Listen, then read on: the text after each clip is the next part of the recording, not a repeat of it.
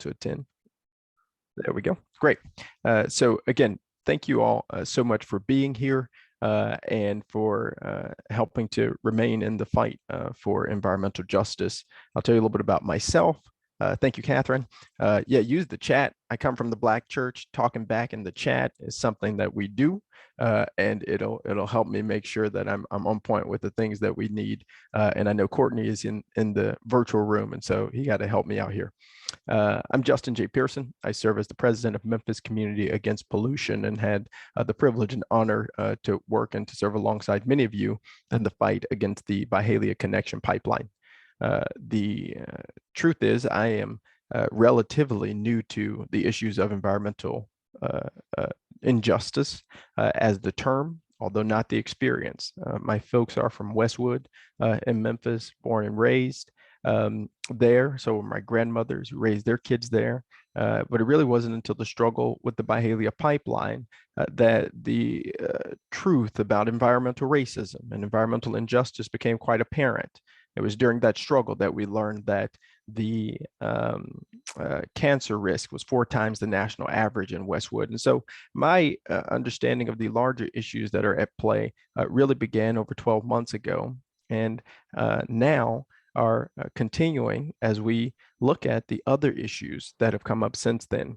And I think, and hey, Jeremy, I think one of the things that I've shared before and will share here again is that the Byhalia Connection Pipeline did not create environmental racism. It did not create environmental injustice. What it did was reveal it in a way that is quite apparent that we can't deal and adjust to this status quo, because quite literally it is harming and killing us, taking years off of our lives, whether that's through asthma or other detrimental causes that we are experiencing, including cancer, which is how both of my grandmothers passed away, again in Southwest Memphis. And so we've got to continue to be informed, educated, and activated on these issues so that we can create healthier communities for everybody to live in, regardless of your income and regardless of your race in the city in particular. And hey, Jeremy, how you doing this morning? Hey, everybody. Look, I'm sorry. Look, you know how these computers are. Been trying all morning to update Zoom. That's okay. You've got the big important job. They got to make sure you're doing the most important things. Right. And so we're glad that you got in, Jeremy. If you want to do a brief introduction before we go into questions and things. Okay. Hey, everybody. I'm Jeremy Pierre. I'm a reporter here in the city of Memphis for Fox 13. Just so glad to be here. A little bit about myself. I'm from New Orleans, Louisiana. I've been here in Memphis for the last 7 years, and been learning a lot about TVA and what's all going down in South Memphis, Westwood, Southwest Memphis. Well, really appreciate you being willing to have this conversation together, and many thanks as well to the president of Black Millennials for Flint, Latricia Adams, for coordinating and organizing this conversation, because it's important that we, particularly in a city that's 64% Black African American, that we continue to raise our consciousness about these issues, because they will always affect us and disproportionately affect us in so many ways. And if we fight together, as we saw, we can win together. So are we ready to begin? Let's do it. All right. Yes. One thing about it, I know you have been on the front line of keeping those folks safe, not just for the health, but for the property value, that property value, as well as making sure that their livelihoods are not interrupted. But the one thing about it, why South Memphis Westwood is so attractive to these folks. Yeah. Thank you. Okay. Folks are saying they cannot hear Jeremy. That's okay. I think it's probably Jeremy. Yep. Got it. I can raise your volume. I want you to be safe. Right. We want them to be safe with the mask on. I think in an internal place. I don't know what the codes are. Can you hear me? Can you hear me now? Yes, I can. Can folks hear him? Here, Jeremy, just try asking the question again. All right, that's better. All right, so the thing about it is, why is it that Southwest Memphis, South Memphis, Westwood, those areas, why are they so attractive to these companies? Yep, got it. Why is Southwest Memphis so attracted really to polluters? It's a question that actually has to do with the history of Memphis, right? And it has to do the history of where toxic facilities or toxic release inventory facilities get placed. The first thing for all of us to note, and many folks on this line will probably know this, is none of this is accidental. It is not a coincidence that in Southwest Memphis, there are 17 toxic release inventory facilities near the TVA plant, right? It is not a coincidence that the Defense Depot is in a 99% Black African-American community and that these are lower wealth areas, right? There's a great book by Richard Rothstein called The Color of Law, which talks about how the federal government and local governments help to segregate our society through redlining. Those practices of redlining persisted in not only the home values and how much homes were worth, but actually persisted in where polluters were allowed to be zoned. And so Black communities that were redlined to have property values that were lower also became the same communities that were zoned to have industry of polluters allowed into the community. And so we're dealing with the ramifications of decision making and policy that has quite systematically devalued the lives of Black folks and devalued the lives of lower wealth people. And so when we look at Southwest Memphis, when we look at Southeast Memphis, overwhelmingly Black African American folks making between $24,000 and $30,000 of income a year, we are seeing a community that the pipeline company actually called the path of least resistance, which was in essence not only a derogatory term, but it was them looking at a history of political deprivation and economic deprivation and social deprivation and educational deprivation of the poor, lower wealth Black folks in the community and saying that is a place that has been disempowered enough that we can exploit.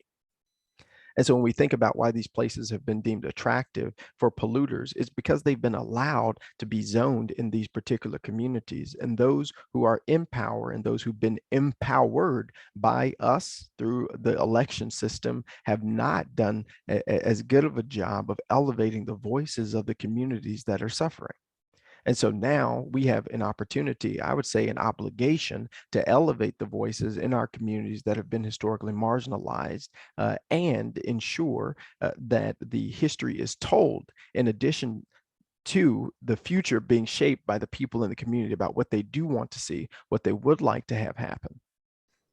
I understand. I know over the summer, the Byhalia Pipeline was prepared here to fight with the Shelby County Commission as well as the Memphis City Council stopping the further going of this Byhalia Pipeline. And understanding that we're entering a new fight. What Right. is that fight?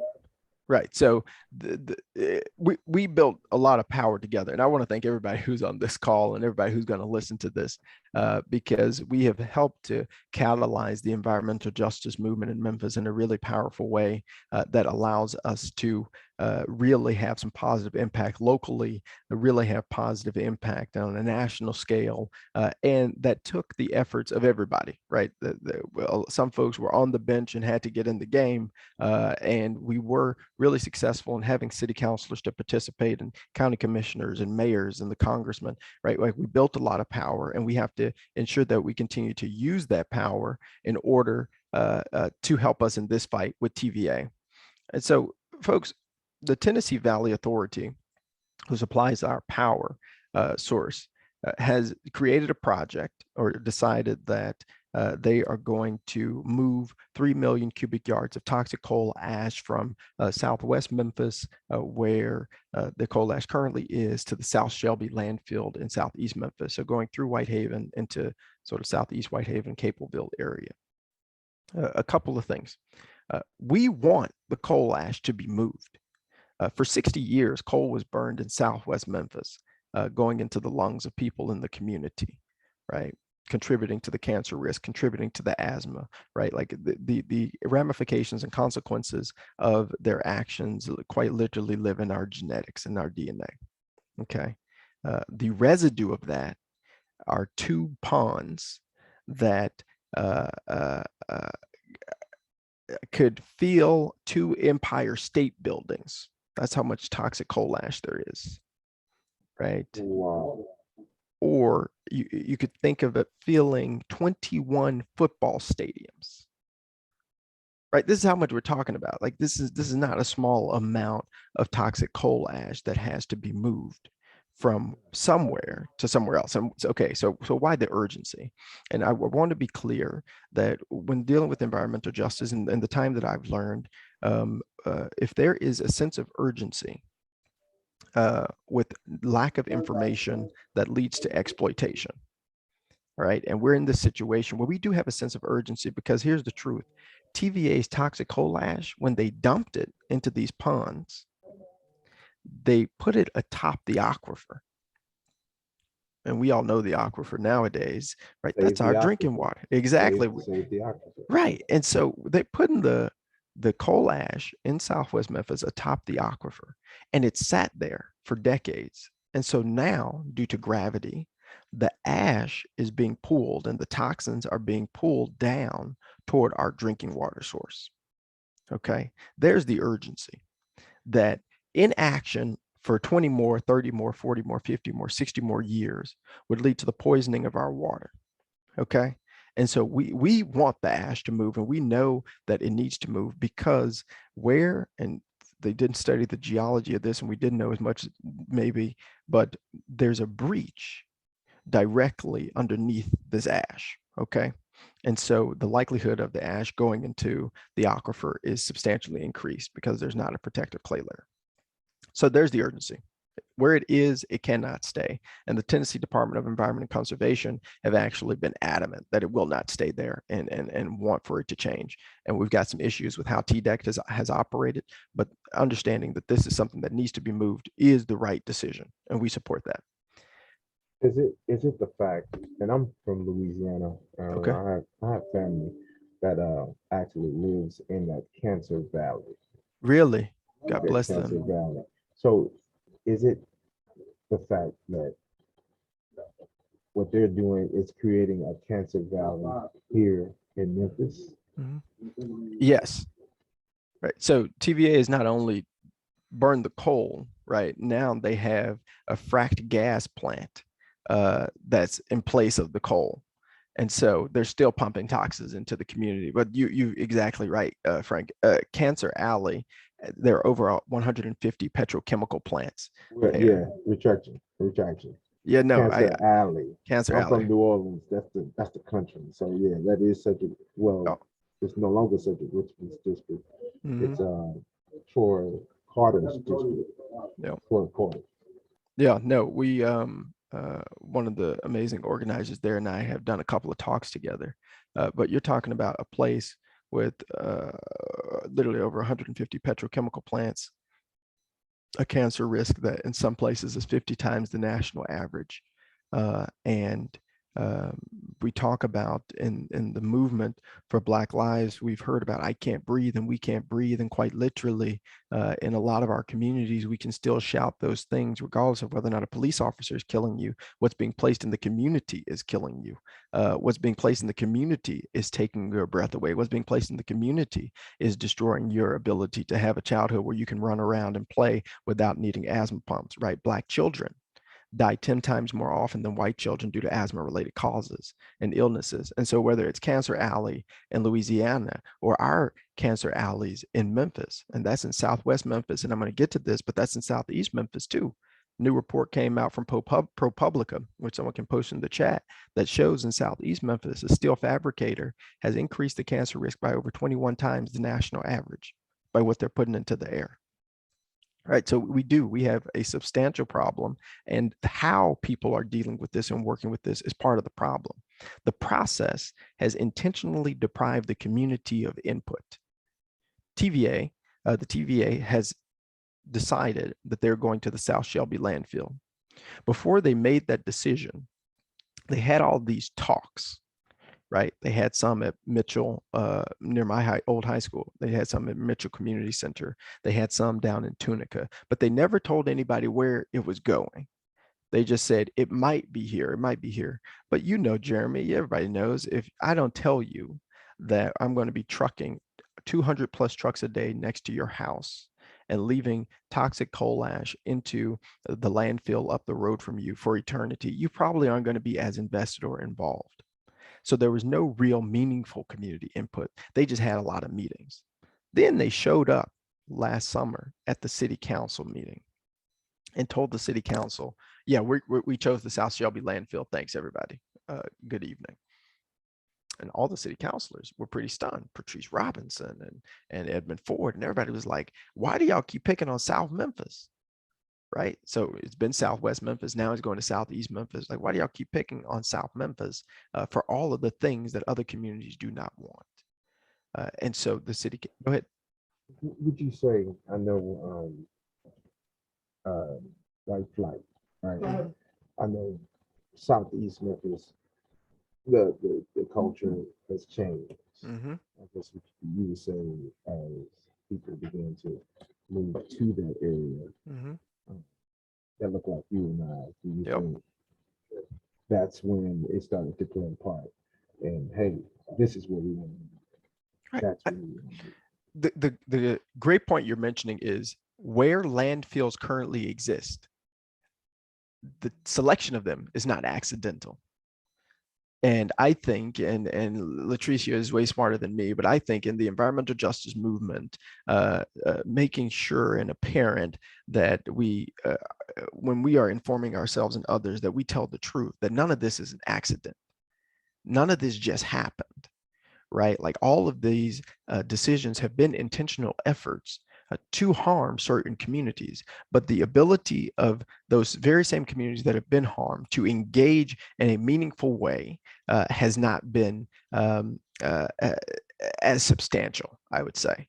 And so now that we do have the opportunity, right, to speak up and to make sure that our voices get heard and to galvanize in the way that we've been galvanizing, have attorneys in the way that we have attorneys, right? Like we have a responsibility and an opportunity to say, we know that these things are not an accident.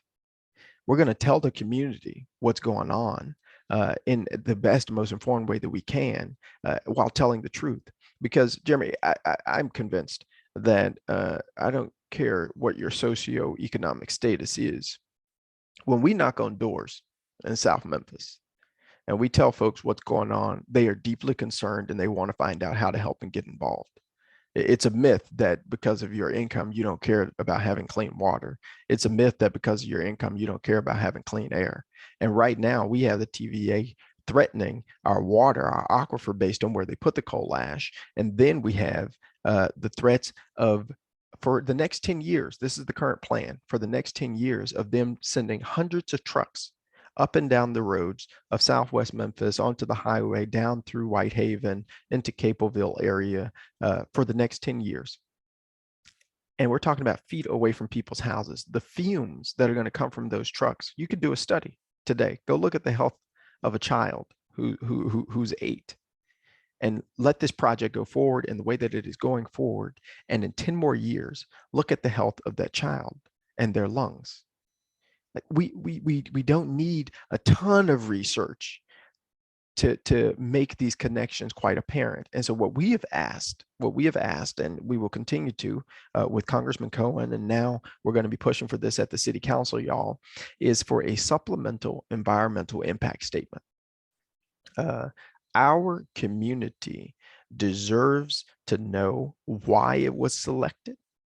Our community deserves to know what all the other alternatives existed that could have had and could have less of an impact, including transporting by rail, which was an option that got kicked away potentially because it was too expensive. Right, like we deserve to know these things. And the TVA is saying, and Jeff Lyash, who's the CEO, who makes $10 million a year, who Memphians disproportionately pay the highest amount for his salary, he said that from where he sits, Memphis looks like the best option. And from where we sit, we don't think so. We believe that Memphians deserve to know what's happening, whether that's our elected officials and the people in the community who are going to be most impacted. And so the responsibility for MCAP, for our coalition, for our partners, is to get to work in informing the community. And this is one of them. But Monday, for Dr. King Day, we're actually going to be canvassing in Southwest Memphis and then Southeast Memphis to let people know what's going on. And we're going to put some energy behind our city council making a formal request of TVA for a supplemental environmental impact statement, which is in line with the National Environmental Policy Act, NEPA, which they were supposed to follow in the first place. But because decisions can be made without us, you got folks at TDEC in Nashville, got folks at TVA, all folks outside of Memphis, making decisions about what's best for the 600,000 of us and then the other 100,000+ in the county. So no one's proximate to what's really going on and the collective negative impact that we're already experiencing that they're adding to. Well, you know, they always say with that negative impact you're speaking of, they try to add some type of positive. I know with that Byhalia pipeline, there were a lot of incentives as far as fiscally for the city. And could it be that they say that obviously the poverty rate here is extremely high, but that money is used to for that Byhalia pipeline to place it in a community that's, I believe a lot of people own their own homes and already health is at risk. Even when we talk about violence in the city, could it be that those incentives, when they offer those incentives and they say Memphis is the best place because they need it, what do you answer to that with? Yeah, I think it's so good that we recognize that TVA, though it is a public entity, operates very much like a corporation. They operate very much like Byhalia Connection Pipeline that we just defeated. They're very similar in their tactics. And to your point, that's one of the things that's really key is they have to find what's the incentive. And so there are two parts of the strategy that I think are important. It's like, what is the incentive, but also like, how can we quell any dissension? And so you'll realize that early on when TVA made this announcement and the city council responded in the way that they did, TVA did something that was very much in line with the corporation. They started to sponsor events. And so they sponsored a big event at Tiger Lane. They sponsored an event that the Greater Whitehaven Economic Development Corporation held. They immediately went into sponsorship mode to try and clean and perfect their image. And then the other piece is the incentive. And who is the incentive for? With the Byhalia Connection Pipeline, they sprinkled over $1 million across the city, 250,000 to the University of Memphis in particular. With TVA, their incentive is that we need to move this coal ash and leave it in Memphis for an eternity and have the people in Memphis suffer for an eternity so that we can then do in 10 years economic development in that area where the coal ash was. Now, Jeremy, I talk with some community leaders. I talk with other residents of South Memphis, and nobody's ever asked them, right? What do you want to see happen here?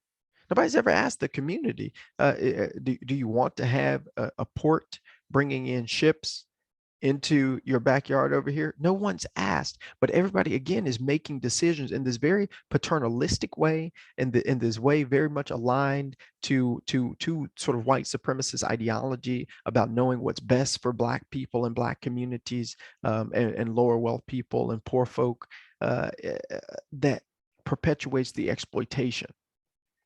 And so you're absolutely right that TVA's incentive to the community is, well, when we clean this up, you'll then be able to use this for some business purpose. And that's supposed to be enough for us. And at the exact same time, they are ignoring the very people who are going to be impacted by cleaning their image, right? And working on their image, which is, let's see what else we can sponsor.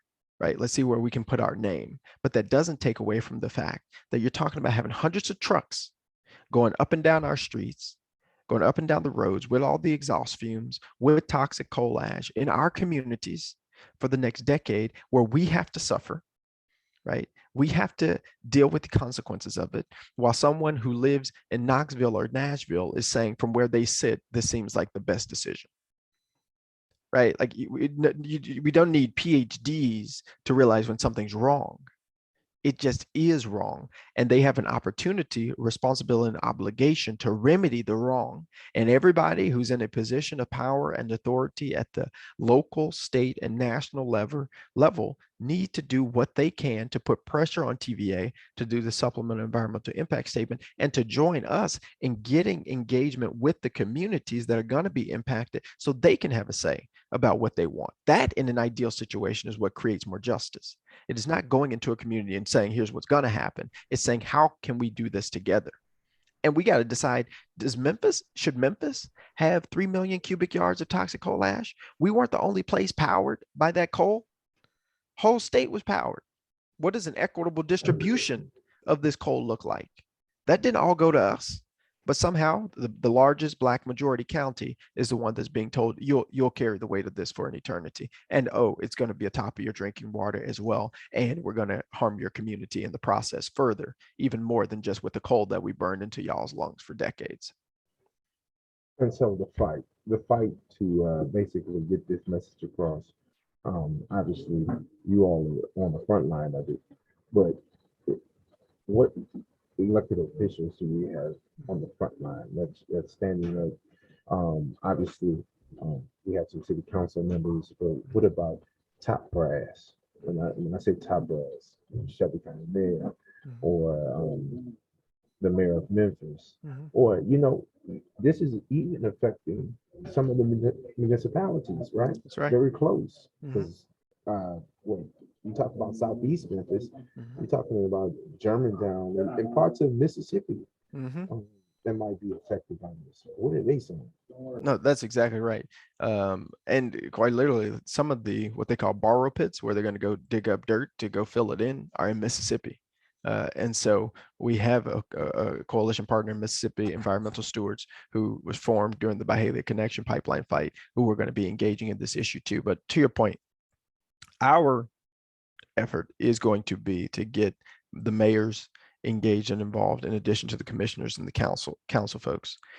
Right now, our attention is on the Memphis City Council. They have been the most active proponents of against this plan and requesting the need for transparency. And this again is what leads to the exploitation of the community. It's the lack of transparency in these processes.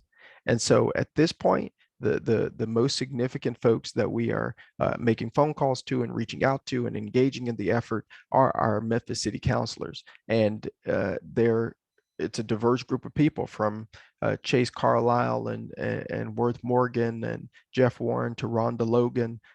We are engaging them to request the supplemental environmental impact statement from TVA, which is aligned with the law.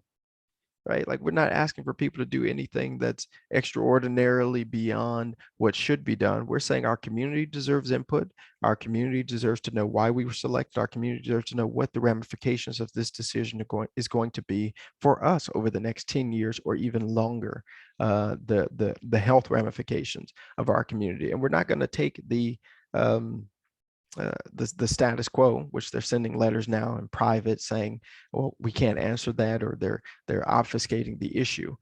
And so now we're increasing pressure, and we're needing every elected official to help us to increase that pressure, because look, their PowerPoints might be nice and their PR companies might be great, but our people power is stronger. And that is what is going to continue to help propel us and push us forward as we fight to get this plan stopped until we know a whole lot more about it, and we get the community that's going to be most impacted engaged and involved in the process, because we're tired of being cut out. We're tired of being ignored. We're tired of having decisions made for us, and this has to stop. This has to stop. Going forward, and this coal ash that you all are talking about, I'm learning a little bit more about it, because I thought the Byhalia pipeline was the condemning of that, or the stopping of that. was the victory, which it was. It was the It victory. But was now one. one victory, one battle in the war. But learning of this coal ash and understanding how it can affect a child. And just to ask you stats, because I'm a stats guy, Mhm. how many schools are along that stretches of highway between Southeast and Mhm. Southwest Memphis? Um, how many schools are we talking about? How many neighborhoods, Yeah, historical neighborhoods are we talking about?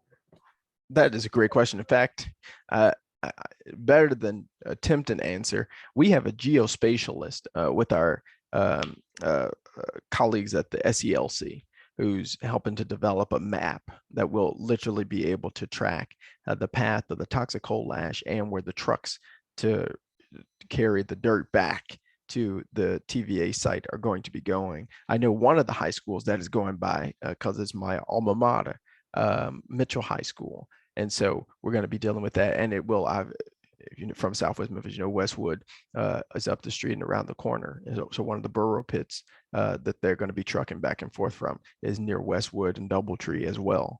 And so, but that's those numbers I'll be able to get for you, Jeremy, as we get our geospatialist and we get our map sort of confirmed about the routes that they are planning to take, because it's important. But I've looked at it preliminarily, and you're talking about hundreds of homes. And South Memphis actually has some of the highest levels of home ownership. And so you're talking about people who aren't moving, who are going to be dealing with the consequences of the actions that the TVA takes in our community, against our community for the long term. And to date, they've had zero say in the selection process and zero meaningful input in what the ramifications of this decision are going to be. And everyone at the TVA seems to be okay with that. We are not. And we are going to advocate and we're going to work diligently to elevate the voices of the community once again, because again, the pipeline fight, which I appreciate everybody on this line because I know you were part of it. I know you were in it. Um, it was an example of the problems that have already existed in our city, right? It revealed what has been happening in Memphis for decades because folks are Black, because some folks have lower wealth and are poorer, right, financially and economically, the exploitation happens. It is not because there's some good reason to have pollution pumped into our lungs. It's because the folks in positions of power have deemed that there are people as Mustafa Santiago Ali says often, that there are people who deserve to live in sacrifice zones. That there are some people's lives who can be sacrificed for the economic benefit of polluters. There's some people's lives who can be sacrificed for the economic benefit of a capitalistic, exploitative system that we know does harm to those who are lower wealth, those who are Black, brown, African American, and BIPOC people. Like, we know that. Now we've got to resist it. And we've got some more tools than we had before. We've got more resources than we've had before. And we have to use those in order to first inform the community, continue to educate the community, and then advocate for the solutions that we want to see. Because these folks have their own playbooks. And their playbooks are to hire firms like Deidre Malone's firm for X amount of dollars to try and convince communities that things that we know are bad for them are actually good. Right. And we're dealing with the consequences of this. The Shelby County Health Department just shut down a business because they hadn't had their permits, the necessary permits. There was an explosion in North Memphis just yesterday at Biogenics. And the folks are saying, well, there was nothing toxic that happened there. Right. Like, we are dealing with the consequences of this now. And we're talking about human health. We're talking about our very lives and our very breath. And I love everybody, but I'm not willing to sacrifice the air that we breathe for somebody else's bottom line. Not willing to sacrifice that and believe that it is wrong and it is an injustice that must be that can be remedied and must be corrected. And it will take people power and it'll take people in power to do the work of holding the TVA and other leaders accountable for protecting our community into the long term. And I see someone, I say, thank Frank, we're more than the bottom line and understanding Yeah. that here in Memphis, I know we probably produce the most revenue in the state. Um, but yet we are, it comes at a cost Mm-hmm. to the health. Is that what you're Yeah. pointing at? I mean, that's reality, right? So Memphis is one of the largest cities in the state.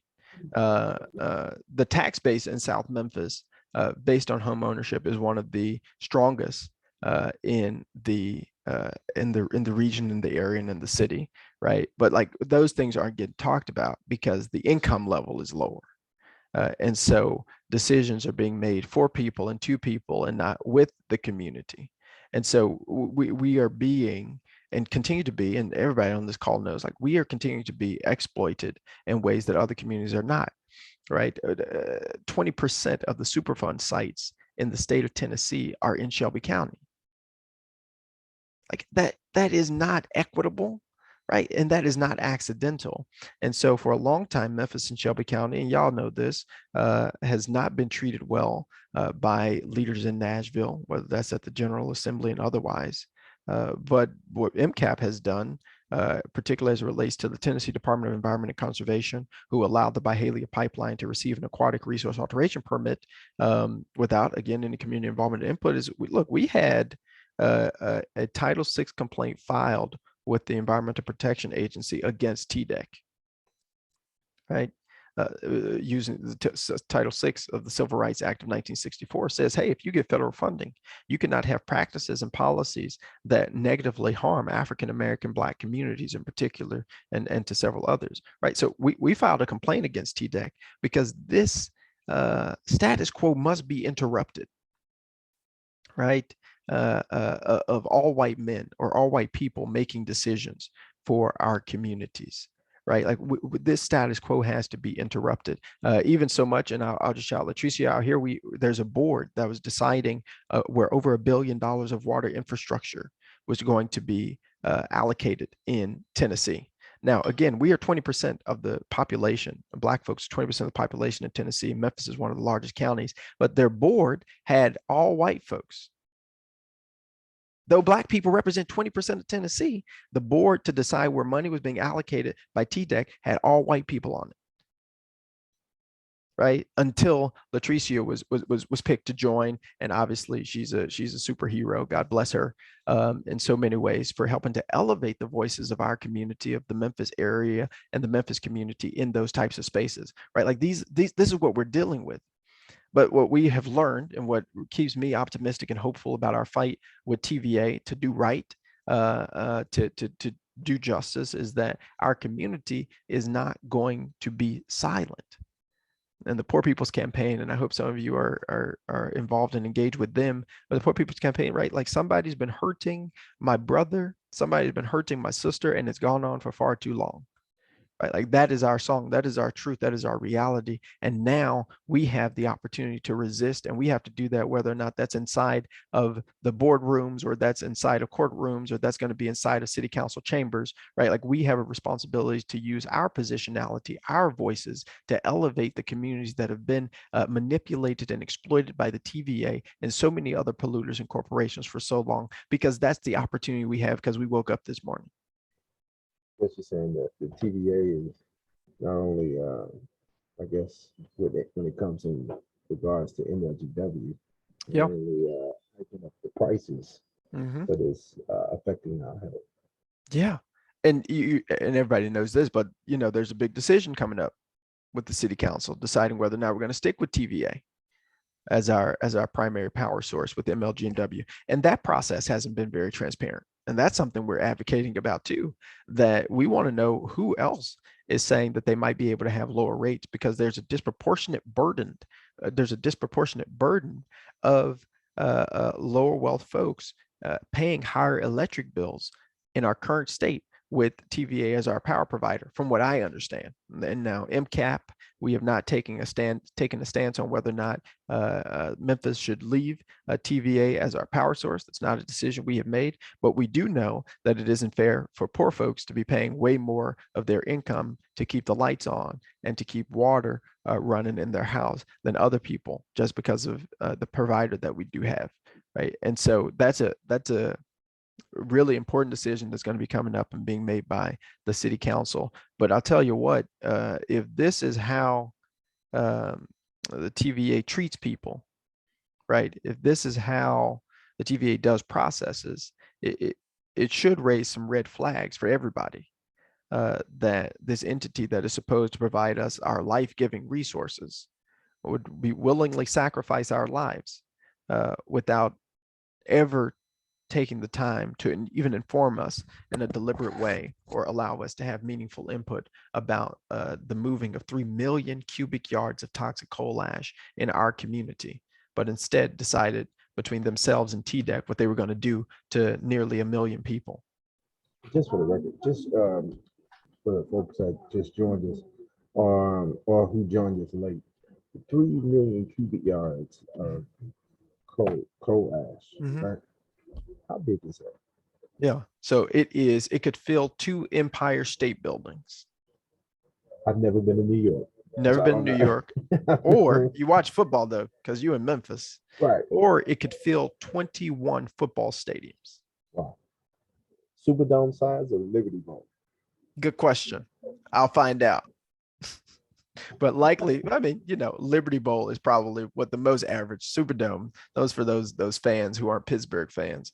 But we're talking about an amount, or I mean, I got to get the number. I don't want to be wrong here, but it's hundreds of Olympic-sized swimming pools. And if you've been to one of those, you know that too. Look, I graduated college with a thank you, Lordy, from Xavier University. The Empire State Building is in New York, right? It is. All right. It is. All right. And hey, that's a good school, HBCUs. Yeah, there you go. But if that be all, is that everything? Have we touched on everything? I mean, we touched on a whole lot of things. Let's see if are there any questions in the chat or comments that folks want to make that you want to have elevated here?